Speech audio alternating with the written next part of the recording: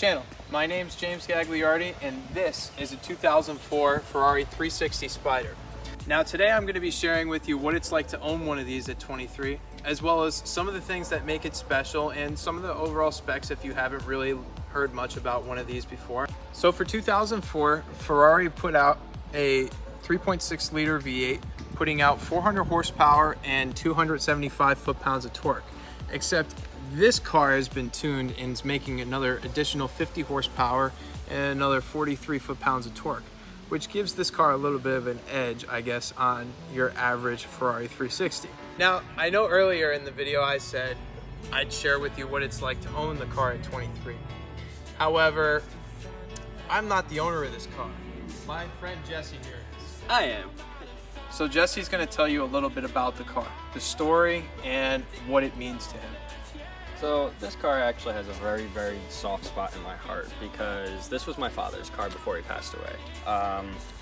This car is something that driving it just makes me think of my father. It's a great car, but there are things about it that really, a 23-year-old, it's hard for me to own. I mean, let me start off by saying taxes on this thing are astronomical. The maintenance on this car is astronomical. Anything that you could imagine, this car is just not something a 23-year-old should own. But at the end of the day, I truly do love this car. It's a great car. It tells me that my dad's still with me in some little way and that I'm carrying on his legacy by driving this car around. I mean, there's something about being able to see this engine and hear it behind you that's sublime while driving. The car just hugs the road. It makes you feel like you are part of the road.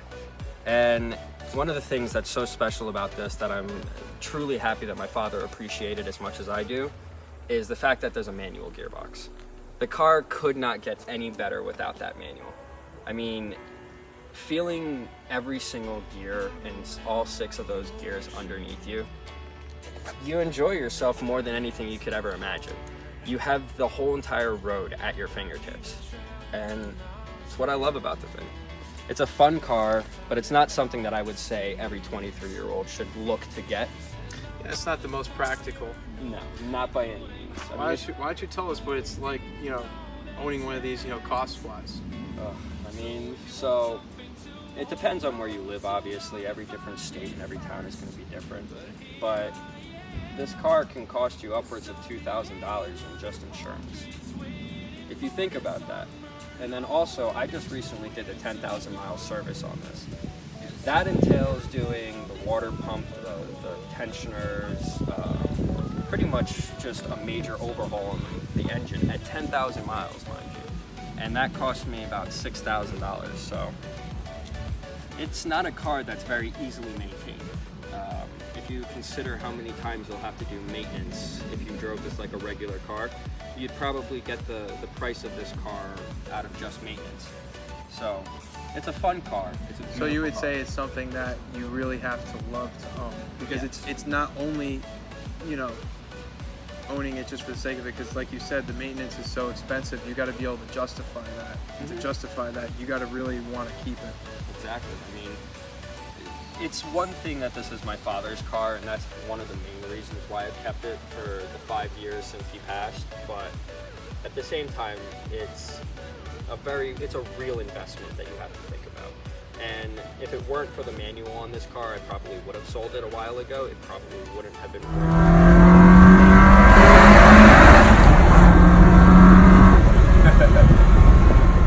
So I'm in the car with Jesse now, and he's going to tell you a few of the things that he likes about the driving characteristics of the car. So, I mean, one of the greatest things that's about this car is the fact that I have a manual at my disposal. This car really just comes to life when you have a manual next to you. It really acts and tells you how it wants to be driven, and you're at full control of it. Plus, you get to listen to this thing however you want to. Just listen to that. You can't beat a naturally aspirated Ferrari V8. One of my favorite things about this car is that you can hear the induction of the engine so vividly that there's just no way to avoid it when you're moving down the highway. It's such a visceral experience. Cool little fact about the car that most new modern Ferraris have, and this one doesn't, is this car has ASR instead of ESP. That's something that I think kind of adds to the drive characteristic of the car. It allows you to really feel everything, and even though it allows for some slip to occur, most of the slip that happens when you're peeling out does not occur in this car. So you would say basically it's just enough intervention, but it's not where the car is doing all the work for you. Exactly. You really feel a part of this car no matter what you're doing. Whether you're just driving it down to the shop or you're going on the highway at 120 miles per hour. It feels as if you are the car and the car is you. As weird and cliche that may sound, this car just drives itself like it wants to be driven. No, I hear you, man. I mean, I can only imagine it's just like an extension of you to a certain degree. The one thing that I will say is this car isn't the greatest around town. I mean, you do have to deal a lot with, like, the clutch is not that good. It's a 45-pound clutch or so it's really heavy just going around town. And I don't know. I stall it even, and I've owned this car for 9 years or so. So it's a new experience every single day driving this car. It's definitely, I would say, more involving than the modern day supercar. So, I mean, one of my dad's friends has a 458 Speciale, which will be coming up in a future review. And he let me drive it. I was shocked he let me drive it, but I was like, hey, can't argue with the good thing. And, you know, that was a car I was able to just hop right in and go all in, you know, balls to the wall.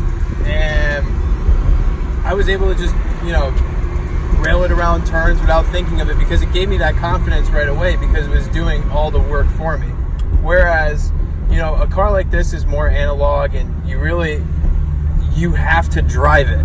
Yeah. It's not driving you. Mm-hmm. You're not along for the ride in that car. This car, you know, I would say, you know, based off of what you said, you're really thinking about what you have to do at all times. Oh, 100%. This car is such an experience. It really wants you to feel the road for what you're driving on. It tells you it tells you that it's just smooth, or it tells you when it's bumpy. You can feel everything in this car. You really get a strong sense of communication from the road. Even as a passenger, you know, I get to experience it too, and you can't say that for a lot of, you know, modern cars, if not, you know, just any car in general. It has a Sport Plus mode that is probably one of the most involved and just raw driving experiences I've ever had in my life.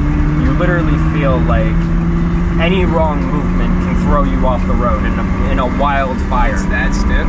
It's that stiff. Here, really? Switch it on real quick. Yeah, this is a stiff road. I mean, this is a nice road. I can feel it. It's definitely like... So we're actually about to see one of the worst parts of this car, and that's the fact that I'm on a hill, and this clutch is extremely heavy. And it does happen sometimes where you will burn the clutch trying to roll back into the gear.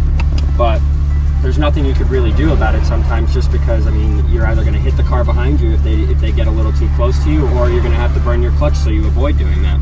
It's a really, really, really weak point of this car, but at the same time, a lot of people rather have this than an F1.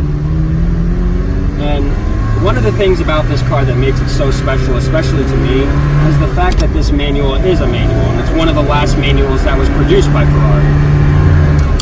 So I would never get a modern day Ferrari due to the fact that I think that they're way too digital. They're too little. Too disconnected. Exactly. You don't have the same feeling as you do with this car when you have to use both of your legs instead of one of your legs.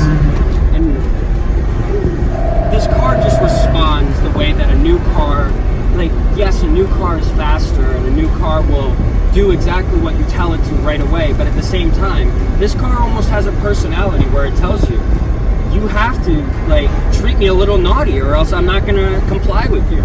If you don't treat me naughty, I'm not going to play with you, and we're just going to sit here and do nothing, get stalled out, or just not have fun. This car is you gotta drive it hard. Exactly. Well, that's interesting.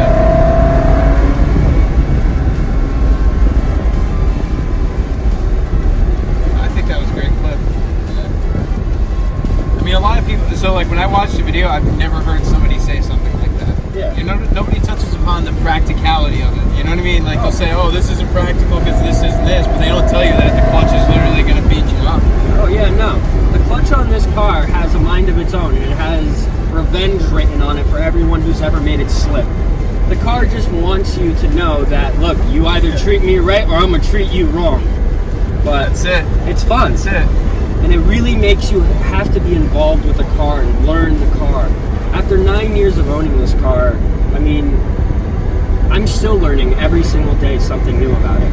And, you know, to touch upon that, that's what makes this car so unique, that like he can get in this car still after 9 years and not be bored of it, because for him it's a different experience every time. Exactly.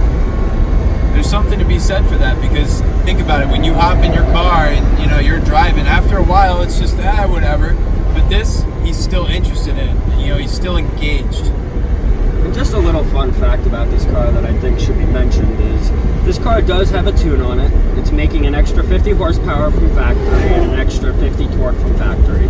So the car from factory made 400 horsepower and 275 torque. And this car is now making 325 torque and 450 horsepower. It's not much, but it does the trick when you need it to. You know what, for how light it is though, it feels like so much more. The other thing is this car lives and drives at 80 to 100 miles per hour. In this car, doing 80 miles per hour feels like you're going 40. Doing 100 miles per hour feels like you're doing 60. I've literally been speeding down the highway before without even realizing that I'm doing a buck 20, and I look down and I'm like, oh boy, I need to slow down a little bit. Yeah, I bet.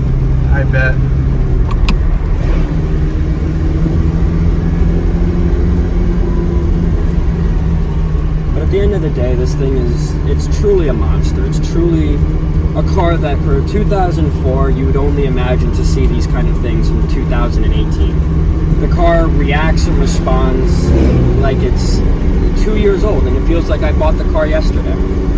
But I mean, considering he's only got 10,000 miles on it too, it's practically could have brand something new. to do with it. It's practically brand new. But, you know, Jesse's very good about it. He always takes his car out. It's not a garage queen. She gets dirty for sure. He does. He enjoys his cars, and that's what's most important with, you know, having a kind of owning a car like this. You want to enjoy them too. One of the problems that I feel a lot of Ferrari drivers share is a lot of them garage their cars and save them as investment purposes. But at the end of the day, you only have one life to live, and it's a car that's meant to have fun with. So that was a really touching story, man. And, you know, you gotta love it when there's a true story behind a car, and, you know, this car has that. To him, you know, it holds a special place in his heart, and it is a special car. Now, Even though I may not have bought this car necessarily. Even though he may not have bought it, he still owns it. So he still owns a Ferrari at 23, which is pretty cool in itself. Yeah. However, this isn't going to be, you're going to be seeing Jesse in a lot of videos coming up soon, especially with this one coming up.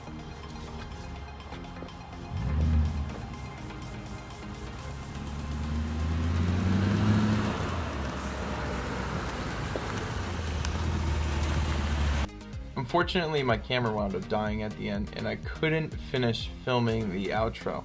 So, all I really wanted to say is, if you liked the video, please like and subscribe, as I'm a new channel, I'm trying to grow here, and I got plenty of awesome content coming up with some really cool cars. So stay tuned.